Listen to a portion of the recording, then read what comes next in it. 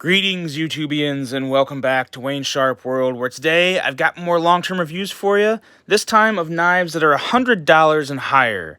I hope you like those budget reviews I had for you. Now that I got all the prefacing out of the way of how I'm going to handle this and what's going to be covered in it, I'm going to jump right into it. The knives that are going to be long-term reviewed today are the ones that you saw in the thumbnail. Nothing more, nothing less. So let's get started. We're going to start off with a couple Finch knives. This one here, this is the Finch Model 1929, and I have had 3 Finches this year. Finch has really burst on to the knife scene and has really got a lot of attention, and for good reasons. This one here has become my favorite. It is an excellent gentleman's carry. It's a nice, small, stylish blade.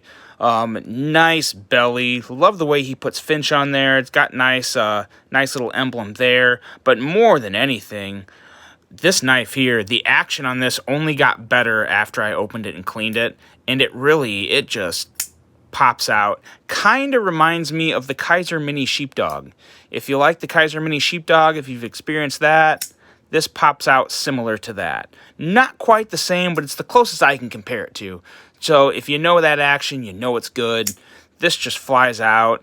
Pretty slicey blade, 154 cm steel. No real issues with it. The only thing that may be worth looking at if they ever make another version of this is the pocket clip here. Can be a little difficult to put in your pocket sometimes, depending on if you got jeans or if you're wearing slacks. This thing glides in and glides out. But if you got thicker hem, sometimes that can be a little tough to get that over the hem of your pocket. But again, it's not the end of the world. It's not something that would stop me from recommending it to anyone. If you like the design, if you like the style of this knife, extremely useful, functional knife, and just a great overall gentleman's carry. It's really only gotten better since I've had it.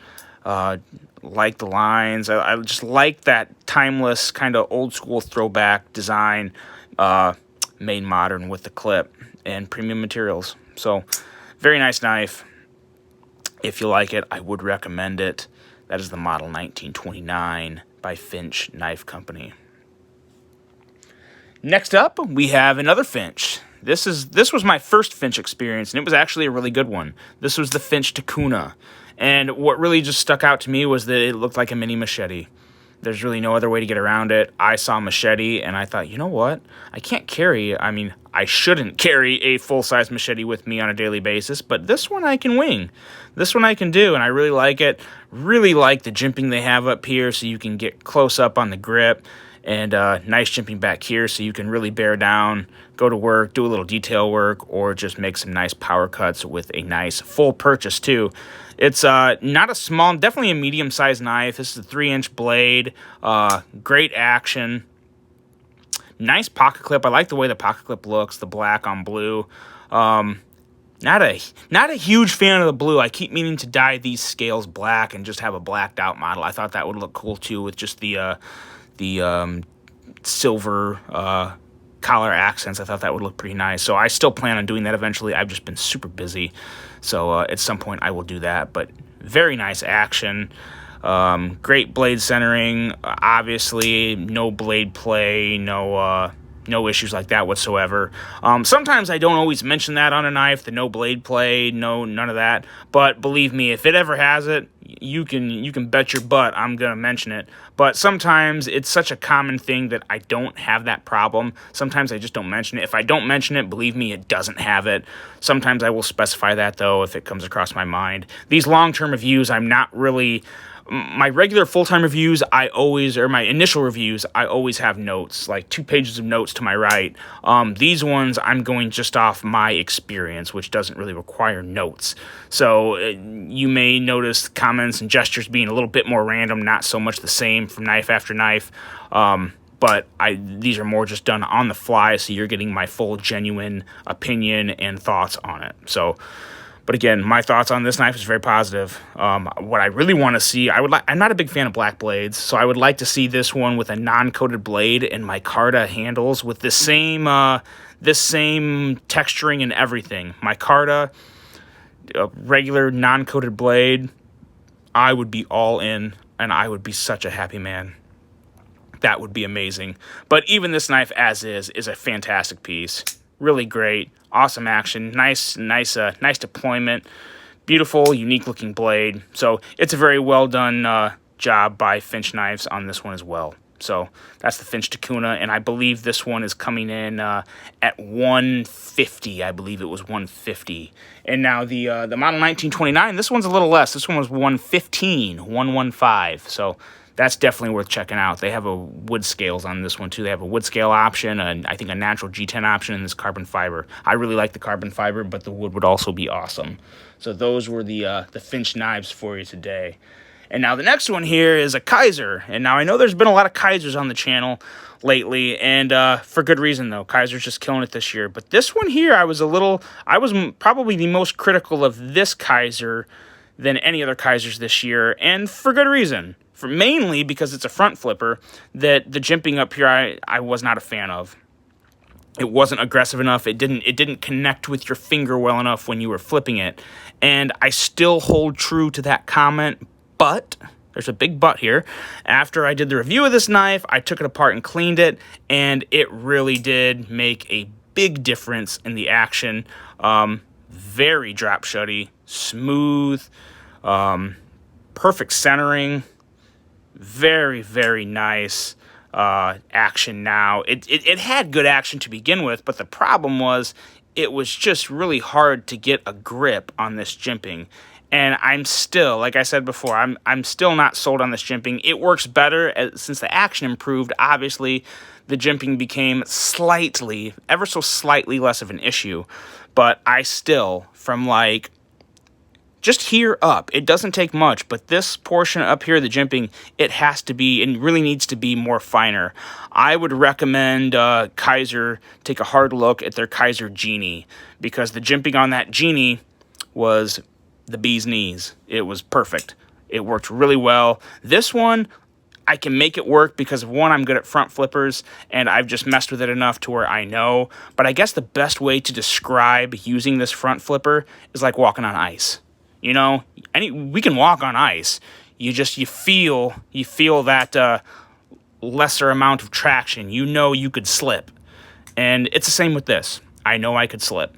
I have a couple times, even this morning. I actually fidgeted with this a lot this morning in preparation for this video, so I wouldn't look like a complete moron. So far, I'm doing really well. I think I'm passing that test. But no, the design of the knife is beautiful. I love that blade, love the sweeping lines, love the cutout here. The only other thing I don't like are these holes. I would give anything to just have a regular handle here. Nothing, no holes, no lines, no nothing. Just a regular handle, I think, would make this knife look, business on the blade and casual on the scale. Wouldn't pop too much. I've just never been a huge fan of the speed holes. Again, that's personal preference, but I wish those weren't there. But as far as the action, very nice, buttery smooth action. I like front flippers alone anyway. You guys, I probably say it too much, but I really like this knife. I just wish the jimping was improved and these holes weren't there, and this would be an absolute home run for me. I mean, home run. God, if it wasn't for this knife, I don't think I'd have anything bad to say about Kizer. So, or not good. I wouldn't even call this bad. These are improvements, guys. I'm not trying to, these companies all put a lot of work into their designs, and it's very obvious that they take extreme pride in the product they produce to the people. So, there it is. It happened. I slipped, but no, these are, again, just my own personal reviews that I hope are heard, and it sounds like they are, and I just try to be honest and give you what I think, and it sounds like it's working. I hope everyone's enjoying it, and I hope it helps the knife manufacturers. I'm sure they already know what they're doing just fine, but hey, you know what? I enjoy doing them. Glad you enjoy them, and I do enjoy this knife a lot. I do like it. That's the Kizer Assassin, and I believe this is coming in at right around 150, which I would also, even with the imperfections here, I would recommend this. I plan on holding on to this because I just love the design, and if you like the speed holes, then you'll probably like it even more. But there you go, Kizer Assassin. Next up, we have the Banter by the one and only Ben Peterson. Did a review on this guy a long time ago, and still like it just as much. This is a great work knife. Not necessarily a gentleman's carry. Could be. It could be. But more than anything, it's just very non-threatening. Non-threatening, very useful blade. Surprisingly good ergos for what it looks like. It looks like it would just feel like holding a brick, but it's very good ergos. Got no issues with it there. Like the jimping on the liner lock here, makes it easier to open or to close the blade, and also give you something to bite down on too, with some jimping up here that doesn't do a whole lot, but you do kind of feel it. Works very well. Like the blue thumb stud accent. That actually hasn't worn on me either, which is surprising. That's still a very nice bright Ben blue. So there you go there. Great centering, of course. It's a Wii. I wouldn't expect anything less. No blade play. This is running on bearings and is pretty smooth. Pretty smooth. Easy to shake shut. Pretty fidget friendly. You can do pretty much all the deployment methods on it. Perfect pocket clip. I didn't really have any issues with this one. Really none at all. And I still don't. It's still a great knife at $108. Well worth the money. Could maybe stand to be a little cheaper.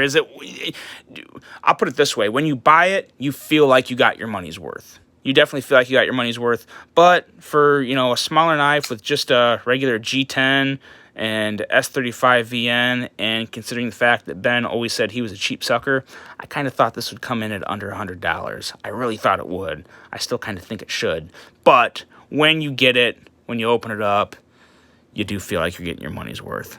So you can go either way with that.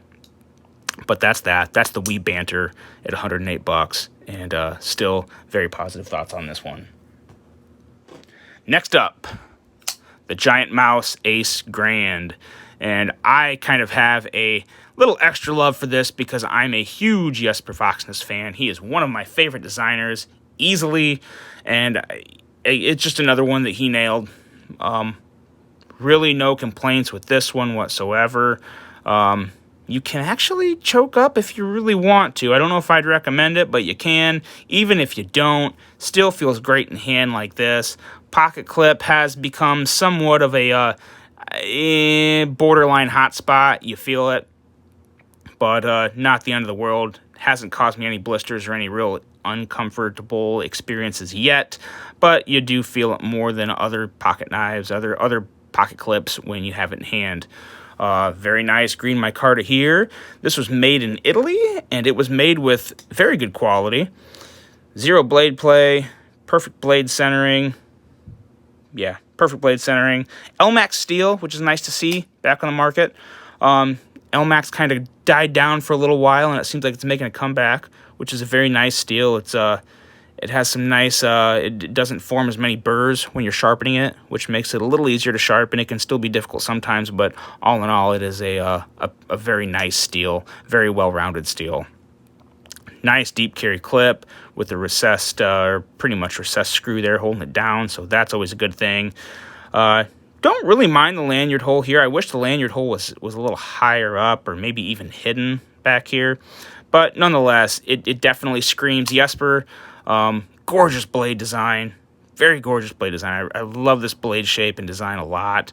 Like the jimping all the way up here. I do wish the jimping, I still wish the jimping came down a little more because my thumb lands like right here when I'm holding it in the position that I would recommend holding it in, 90% of the time, 95% of the time. So I wish the jimping came back a little more and just had jimping maybe all the way down here or a little farther down. They probably didn't because of the hole cut out there, the thumb cut out. So not a huge issue. I can still reach up and get it, but then it doesn't feel quite as natural as my hand right here. But nonetheless, that's really it. Nothing bad to say about this. This knife is actually, for me personally, it's still in talks for a place in Knife of the Year. My Knife of the Year show episode, you guys, is going to be pretty lit. I've got, it's been a great year for knives, so I'm going to have some fun categories. I'm not. There's no way I'm gonna have just a top 3 knives of the year. I'm gonna have different categories, different price ranges, a couple special little best types of knives. So it's gonna be fun. I'm gonna have that for you at the end of the year, and I think you'll really enjoy that. I'm really looking forward to making that one for you. But this one, there's a very good chance. It's not a guarantee yet, but there's a very good chance you will see this in that. So just a heads up. But no, great action, running on bearings. And again, Giant Mouse Ace Grand, I believe this was $185, and it was available on Blade HQ and the Giant Mouse website. I believe they're still making more of these. I think they're all sold out at the moment, but fear not, they are coming back. This will be a production knife, and definitely one if you like Jesper, if you like Giant Mouse, you got to get your hands on one, because I would highly recommend it. It's a very good one. Nice, big size EDC, and just a fun fidget, but also a major working knife. Giant Mouse Ace Grand. Now, I've got 2 more for you. Next up, we have the Deadpool. And this one is obviously, as you know, just basically a paramilitary 2 with a Tanto blade. But I gotta say, this Tanto blade makes such a huge difference when you're carrying it. If you carry a PM2 and you think this is going to be the same as carrying a PM2, you couldn't be more wrong, because this blade has some weight to it in a good way. When you're deploying it, it just feels extra nice. It kind of just, it has a forceful feel when you're Spidey flicking it, and it really does just fly out of there, and it feels great. Super thick. That tip is business, and it's also just a very nice execution of a Tanto blade on a Spyderco blade. Yeah, Tanto blade in a Spyderco form, because y'all know Spyderco has that big deployment hole, which I love. Sometimes it can be a little challenging to make aesthetics that everyone likes, and I really don't think they could have made a Tanto blade any better than they did right here. Nice thick tip at the front for all the hard, heavy piercing, maybe even a little prying. You should never use your knife as a pry bar, but I tell you what, if you had to, this wouldn't be a horrible knife to do it with. And a beautiful hollow grind here along the flat edge. Just very well executed. You almost think they just had Cold Steel do it, because Cold Steel can make a excellent Tanto, one of the best at making a Tanto in my opinion, and I tell you what, this is right up there with it. This is very well executed, just a really good working knife, and I was so glad I had these red scales hanging around from an old PM2, because I'm not a fan of the all blacked out models for the most part. I try and stick away from it. I have a couple, but if I can ever avoid it, I will, and this made it great. The only real complaint I had about this knife wasn't really with the blade, which is really what the review was on, was the blade, because we've all had PM2s and you've seen those reviews a million times. But the stupid lanyard hole here that Spyderco likes to make a torturous pain in the butt for all of us when we try to customize our knives, because we all like to customize our knives, or just about everybody. And I have to say every cuss word in the book when I'm taking this thing apart, and more so putting it back together. So that's another thing. You guys will never see me do a disassembly video and reassembly video. I don't think I'd probably get reported on YouTube for the words I say. So I'll never do that. It would be funny, probably get a lot of views, but it might get me in trouble. So you probably won't see one of those from me. But this is just an awesome blade. Awesome blade. They're sold out right now. They will be back. I'm sure a lot of you are all ready to hop on it. You don't need to hear it from me to say, oh, you got to get one. But they're just so different than handling a regular PM2. They're just extra fun to flip out, and it makes Spidey, this, as far as I'm concerned, Spidey flicking this blade open is the only way to do it, because it's just really fun flipping out that extra beef to it. Flies out, feels good in hand. That is the PM2 Tanto. Keep an eye out for that. It will be making its way back to Blade HQ. This is a Blade HQ exclusive, and it will be back. It may just take a little while. I don't know when, but it is coming back. Last, but certainly not least, the Quiet Carry Waypoint. And I tell you what, for as much as I really didn't care for the looks of this knife when it came out, so far in 2020, this has been my most carried knife. Because like I've said over and over to you guys, I'm a sweater. I sweat a lot. I can rust steel. I live in the Midwest with a lot of humidity, and I haven't opened or cleaned this knife once. This is all I've done to this knife right here. Whoop, sorry about that. That's it. That's all I've done to this knife. Wipe it down every once in a while. And it has been sweat on. It has been rained on. It has been with me in my pocket on some very rough days on the golf course. And it has withstood it all. This Van X steel really is amazing. One of the sliciest knives I have. I've accidentally cut myself pretty good with this knife, and I wasn't even trying. It was insane how quick that happened. This is a fantastic knife, and it comes with a hefty price tag, $295, and I haven't been on the Quiet Carry website a lot lately. I don't know the availability of it at the moment. I thought I remembered hearing they were going to try and keep this one in stock all the time. I don't know if that's held true or not, but ergos are fantastic. Jimping in just the right spot. Super, super useful, simple blade shape. It's a home run. This thing won't rust. It cannot rust. LC200 and liner. Titanium everything. Van X steel. Nice deep carry clip. You guys, this is just a beauty. It's the action. The action for a knife with washers, it shouldn't be this good. It really shouldn't be. But it flies out. It almost feels, I guess it doesn't feel automatic, but it just feels like there's something else working in there to get that blade out, because I'm telling you what, it just flies out and it is reliable as all get out. Again, a perfect example of excellent engineering and placement of the thumb stud and the size and workings of all the insides and just where it sits in relation to all that.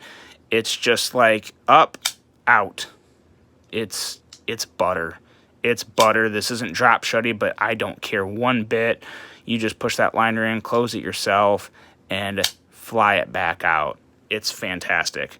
If you got that kind of money to drop on a knife, I think for the overall versatility and the wear resistance of this thing when it comes to corrosion, I can't think of any knife on the market right now that's better than this. As I'm talking overall package, from quality to edge retention to corrosion resistance, I don't think it can be beat right now.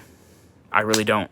So you will see this knife again in the 2020 Knife Awards for Wayne Sharp World. You will absolutely see it. That's a guarantee. The only question is how high up is it going to be, because it does have some competition. It absolutely has some competition. Even though it may be the best overall package, again, there's my personal like factor comes into it.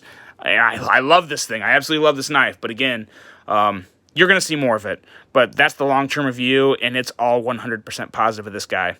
If you were ever on the fence, don't be. Pick it up. You will love it. And that's all of them. Those are all the knives over $100 that I've reviewed for you guys on this channel that I still have in my possession. I hope you enjoyed it. I hope it helped you make some decisions. Let me know what you think, and I hope you all have a great rest of your day. Until next time, I'm out.